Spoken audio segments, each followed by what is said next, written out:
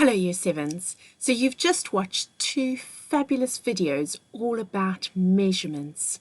Measurements are so important to scientists, and it's so important that they are accurate. That means getting it right, getting it close to the true value. So today we're going to get lots of practice and you are going to develop your skills. So let's get started. You're in your Introduction to Science booklet. You've put your date in. Let's get going. Right, so we're going to start off with these measuring exercises. And I've filled some bits and pieces in here. We're going to work through this together. During the course of this, I'm going to ask your teacher to pause the video, giving you a chance to make the measurements, fill them in your table, and then you can restart. Okay, ready to go? Pens ready? Excellent. Okay, so the first thing I would like you to do, using your ruler, and I hope you've got a long one rather than a short one, I want you to measure the width rather than length of your table where you're sitting right now in centimeters. Okay, off you go. Pause the video and restart when you're ready. Okay, I hope you've got your measurements and I hope they're all the same. They should be if you are being accurate. So take a moment and just look at your neighbors, see if it is the same as yours. Okay, excellent. Right, let's try another one. This time, not yet, but when I say so, you're going to get out of your chair and you're going to use your ruler to measure the height of your chair from the floor all the way up to the highest point in your chair. And this time, to give you a bit more challenge, I want your reading to be in meters. So if you had centimeters and you had 80 centimeters, for example, we know that there are 100 centimeters in a meter. So if I want to go from centimeters to meters, because in the 100 there's 2 noughts, I divide by 2 noughts. So I divide by 100. So 80 becomes 0.80. Okay? You can pause the video and then you can quickly do the experiment, write in your answer, and then we'll start again.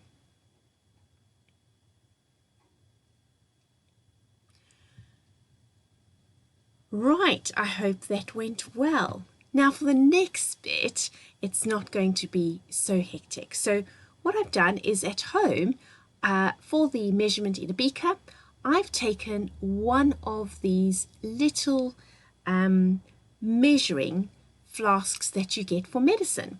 And I filled it up and added some dye just to make it more clear. Now looking at the video, can you see we've got 20 for that line, 25 for that line, and 30 for that line. So that's giving you a clue, the measurements that it's going up in milliliters. Now, take a moment without talking to anybody. I want you to guess what the reading is going to be over here by the blue mark. I want you to write it in your book. Okay? Off you go.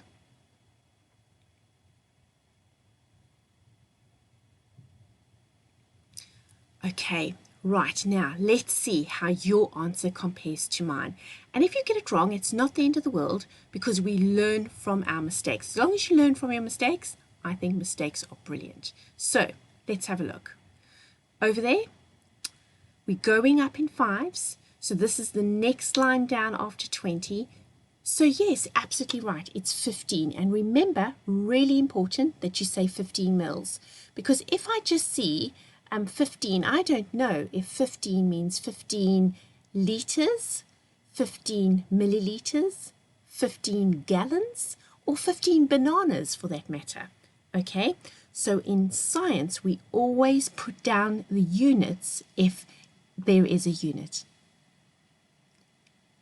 Ready for the next one. Okay, now, in this one, I took a measuring cylinder, and My children love doing some science, so we've got this plastic measuring cylinder at home. Now, what I want you to do is study this picture very, very carefully. And I want you to, as accurately as you can, decide what this measurement is. Remember what we heard in the video about the meniscus. You always go from the bottom of the meniscus. And I'm going to give you 5 seconds to write down your measurement.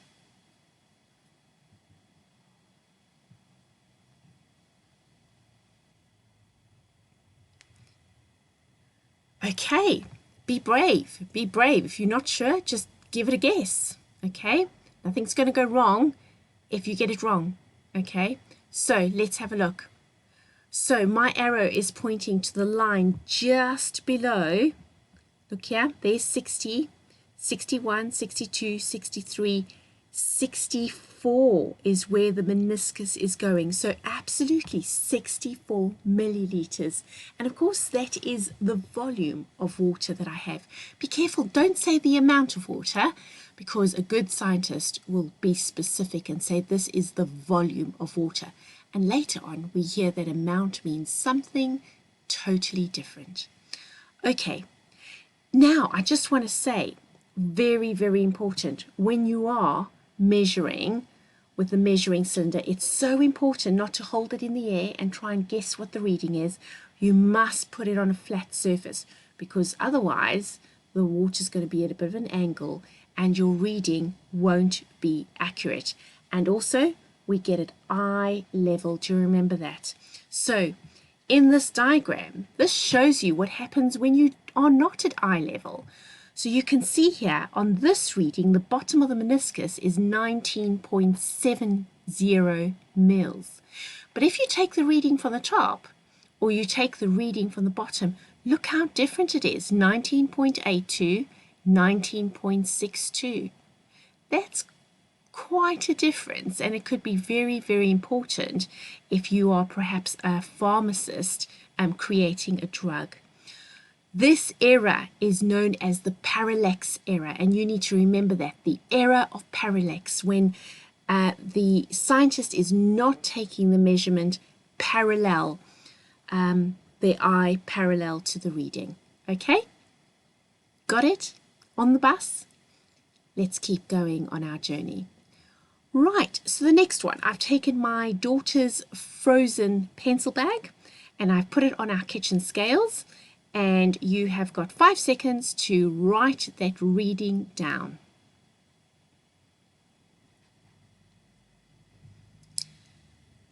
Okay, nice and easy. So 365 grams. Very important again, you must show the unit so that we know that it is in fact grams. Okay, next one. Oh, now this is really important to remember.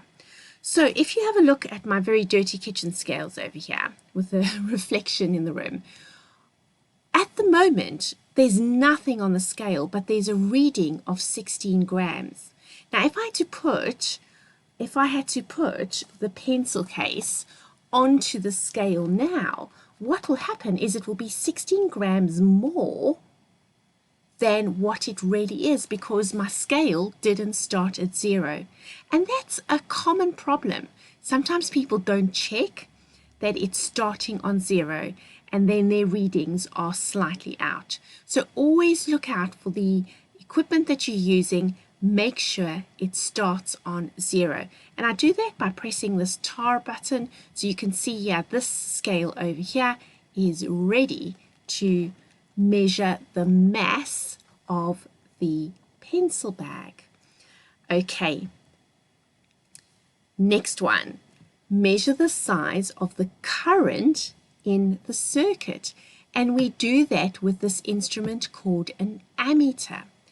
Now, if we have a look over here, I'm going to give you a moment to see if you can work out what the measurement is showing on this ammeter.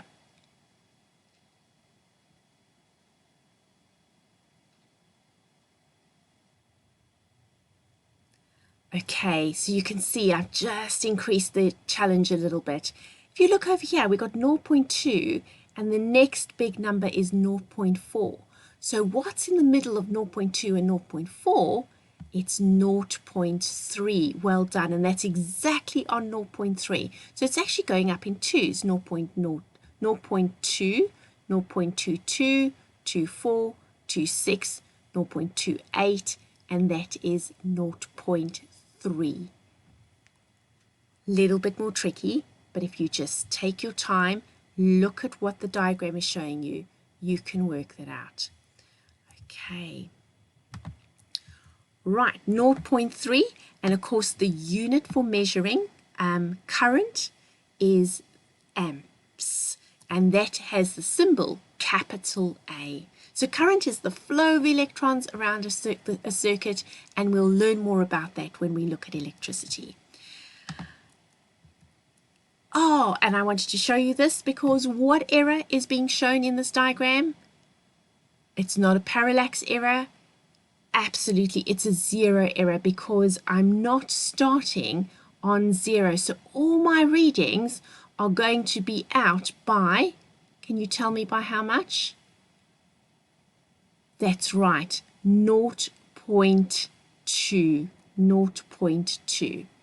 Excellent. If you're not sure how I got that, 0.2, 4, 0.6, 0.8, 1. So you can see it's going up in twos because there's 5 lines between there. Okay. Excellent. Now, what I want you to do for the next part, you are going to go to this sheet in your booklets and you have 8 minutes to do these readings and practice them on your own in silence. Now, if you're not too sure, just be brave, be bold, have a guess. You can always learn from your mistake, but I want you to give it your best go possible. You've got 8 minutes. If we look over here, it says write down the following measurements. Don't forget the units, example millimeters. So the diagram to the left, what is the length of the line above the ruler? So that's over there. And then number 2, what is the reading on thermometer A? Number 3, what is the reading on thermometer B? And so on. And then for these here, you're looking at the diagrams at the bottom. So I want you to get on with that. And then when you're done, we're going to check your answers in the next video. Work hard.